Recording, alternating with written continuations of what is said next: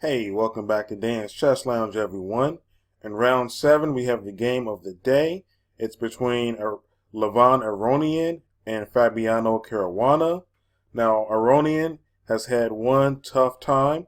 It's been an emotional roller coaster, this candidates tournament. Fabiano is on the flip side of that. He's been having a terrific candidates tournament. So, Aronian needs to bounce back strong. And Fabiano is just trying to stay and continue doing what he's doing. Let's see what happened in the game today. Aronian was white. He started off with d4, knight f6, c4, e6, knight f3. And here, there's a tree.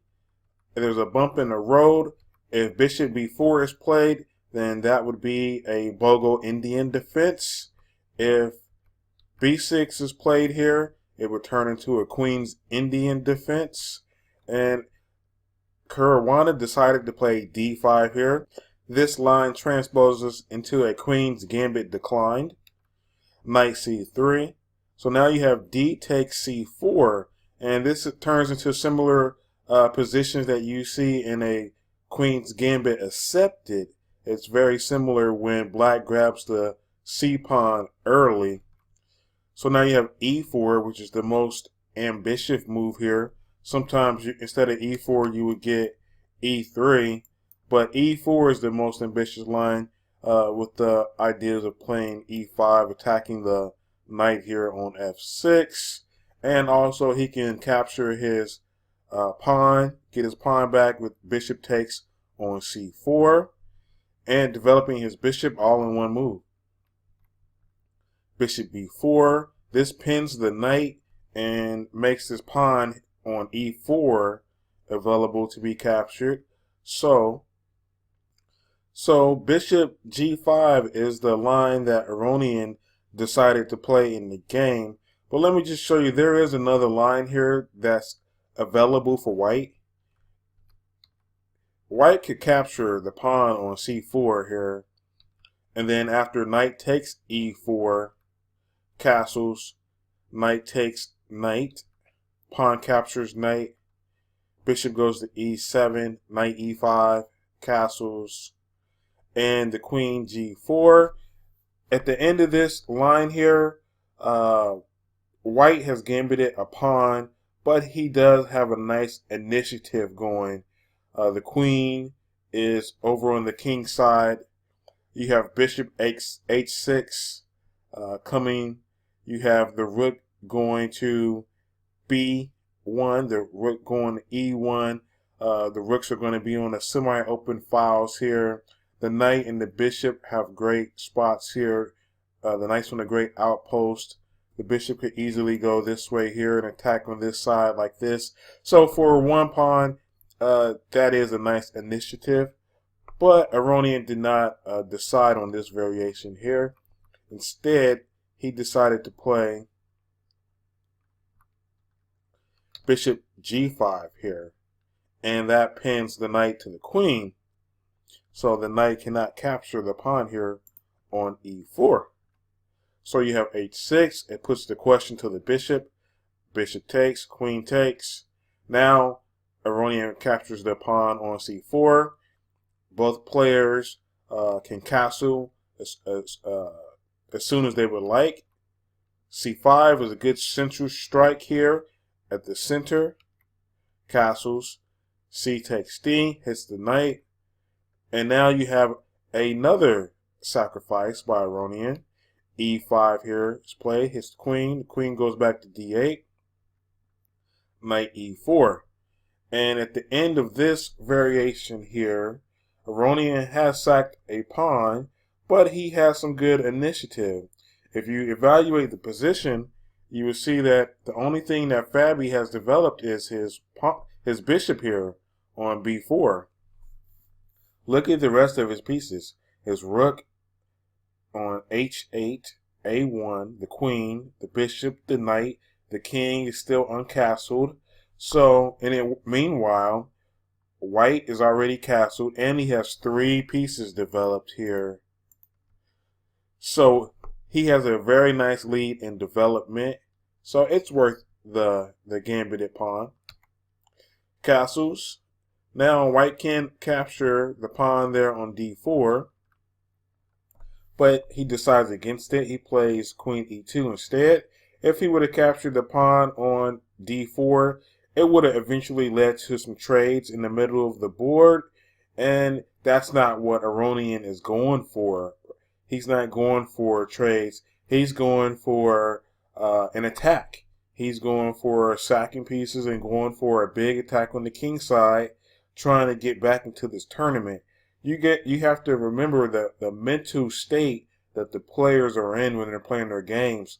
Aronian is not doing too well in this tournament, so he needs to make a big statement. He needs to get some wins on the board, and he needs to try to get back in this tournament. Bishop e7. This controls the diagonal there on h4 to d8. This is a good defensive move here. Rook a d1, x-raying the queen on d8. Queen c7, sidesteps that. And bishop d3 puts his bishop on a nice aggressive diagonal. Knight d7, now he's got two pieces hitting the pawn on e5. Rook c1 hits the queen. Queen goes to a5, and the queen could pick off the pawn on a2, and he's still eyeing the pawn here on e5. g4. Can you believe it? g4. This is a very, very aggressive move by Aronian. Look what it's doing to his king side over here.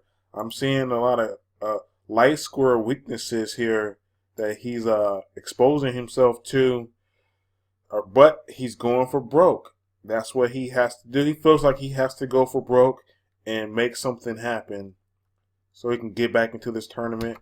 So Fabi accepts. He picks up the pawn on e5. Knight captures, queen captures. Now you have f4. Queen goes back to a5. Now let's stop. Let's evaluate the position and what's going on here.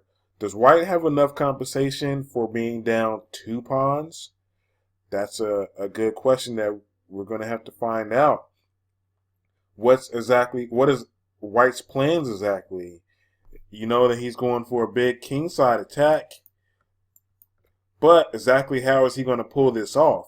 There isn't really any clear, precise plan yet. It's still developing. It's still unfolding. These are things that we have to evaluate and look at when we look at the positions. And don't forget about white's king. He's very weak on these light squares over here. So you have g5. This is threatening to rip open the king side. Queen d8. h4. Now you have bishop d7 with the idea of moving the bishop to c6. That way it can take advantage of those weak light squares that I was mentioning. Now you have g takes h6. It would have been devastating for Fabi to take the pawn there on a6. So he pushes to g6, h5. Levon is continuing with his plan to rip open black's king side and get some attacking chances. King h8. The king is moving out the way so it won't be so exposed. And white's doing the same thing here. King moves out the way so he can use this g file if he wants to for some type of an attack on the g file. Bishop c6, taking control of that long diagonal. Rook f3. Oh man, don't y'all just love a good rook lift? That is one of my favorite moves in chess. A good rook lift can be devastating. It's a great attacking weapon. Bishop d6. This pins the pawn on f4. Queen goes to f2 so it can get into the action. You have a lot of different ideas and plans here. You know, white can go, h takes g. White can push the pawn. Once he frees himself from the pin, he'll be able to push his pawn on f5. The queen can get involved. The rook can swing over to the g and h files.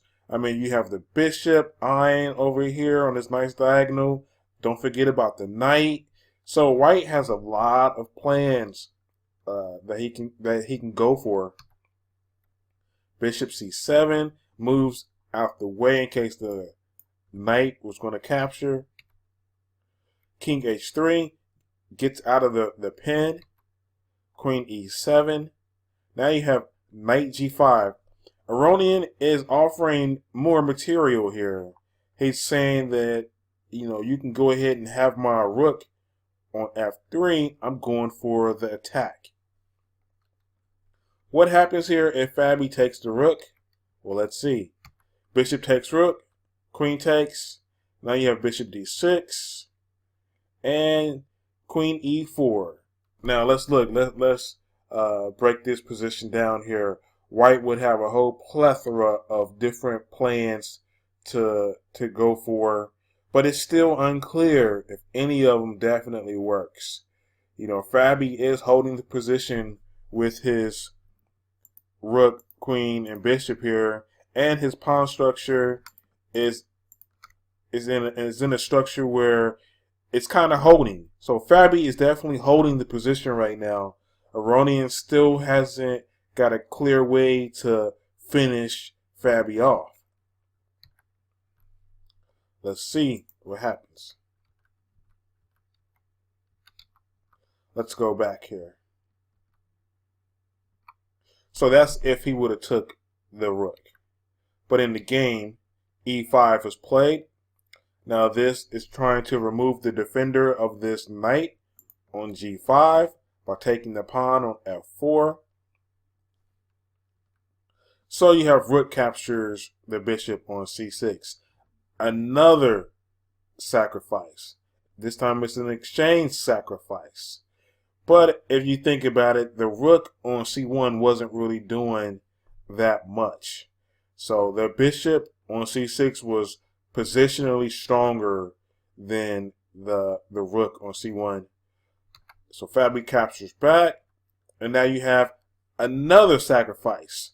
Knight captures on f7. So Aronian is just throwing everything but the kitchen sink at Fabi. You have rook takes the knight here. What would happen if the queen captured? If the queen captured, then that would not be a good move by Fabi, because that would give Aronian everything that he was hoping for, because now you would have h takes g, hits the queen, queen goes to e6 check, but then f5 is blocks. Now, at the end of that, you have these three connected pawns here on h, g, and f, and they're very, very close to promoting. So this would not be a good continuation. This might be devastating for Fabi. So instead of capturing with the queen, he captured the knight with the rook. H takes g, hits the rook, and now you have rook f6. If f5 here is played, then that doesn't work, because now you just have e4, which forks the bishop and the rook. So g7 was played in the game. That's what Aronian played. And you got to ask yourself, is his attack paying off? He's very, very close to promoting and doing something with these two pawns over here. He's got the bishop along this nice diagonal here. You've got the queen and the rook here. Very, very close to doing something. Maybe if this pawn, with this line, if this pawn here captures, you've got the queen and rook battery. I mean, you still have the chances of the rook swinging over, the queen coming here to h4. I mean, Aronian does have some attacking chances going on here. Is his attack paying off? You have king g8. Now you have bishop c4, check. King goes to h7. And now the bishop cannot swing back over to d3 to check, because then you're faced with that same fork of e4, forking the bishop and the rook. So instead, Aronian played queen h4 here. Now you have e4 hits the rook. and rook g3 and threatening g8. And I just want to say, regardless of whoever wins this game here, this was a very exciting game. I love good attacking games like this. It's very inspiring. So you have bishop captures on f4, and the big threat here is rook takes h6. That would win the queen. So Aronian promotes the pawn. Queen g8. Check. Rook takes the queen. The bishop takes, check. And the king goes to h8. Rook g7. It hits the queen. And then you have queen f8. And believe it or not, Aronian resigned here. And the reason why he resigned is because he can't stop rook takes h6. And then after rook takes h6, the rest of his pieces are going to fall. I mean, he sacked so many pieces and so many pawns that he's basically just running out. His attack ran out, I should say. So Aronian resigned here. Well, guys, that was a great attacking game. It just didn't pay off for Aronian. So his play today was very aggressive, and it's because of the position that he's in the tournament. I mean, he was towards the bottom in the standing, and after his loss today, he's going to definitely be on the bottom of the standings.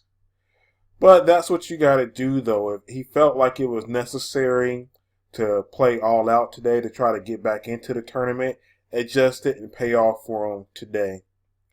So with the win today, Fabiano moves back into a clear first place lead.